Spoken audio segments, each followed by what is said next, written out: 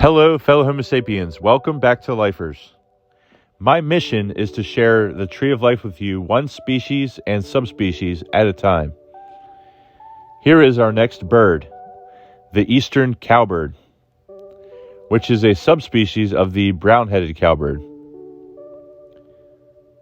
There are currently 4 subspecies recognized. Hopefully I can share the others in future videos. I'll have to travel for those. This species is an obligate brood parasite. In simpler terms, it lays its eggs in other birds' nests. They parasitize at least 220 other bird species.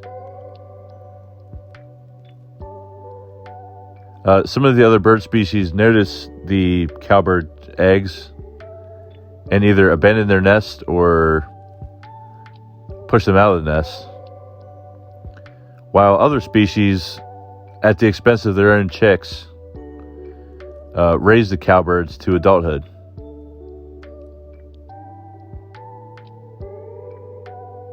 Some bird species have been pushed into becoming endangered because of this, unfortunately. I still think they're a beautiful species, though.